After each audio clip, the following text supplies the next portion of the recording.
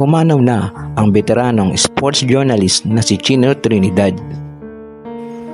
Si Manolo Trinidad o mas kilala bilang si Chito Trinidad ay ipinanganak noong July 23, 1967. Si Chino ay pumanaw sa edad na 56 years old kagabi July 13, 2024. Ayon sa report ng GMA News Online, ito ay kinumpirma ng anak ni Chino na si Flores Trinidad sa pamamagitan ng isang text message. Wala pang eksaktong detalye mula sa pamilya kung ano ang tunay na kinamatay ni Chino Trinidad. Si Trinidad ay nagsimula sa Balitang Bayan numero 1 Sports Ngayon segment from 1991 to 1998 sa DZRH. Nagsimula siya ng sideline reporter mula 1993 hanggang 1995 sa Vintage Television.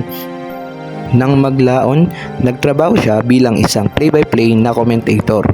Hindi lamang sa mga larong basketball, pati na rin sa larong boxing tulad ng blow-by-blow. Ang kanyang kapansing-pansing play-by-play na laro ay ang do or die upset ng Barangay Ginebra laban sa Mobiline Phone Pulse noong 1999 sa PBA All-Filipino Cup quarterfinals.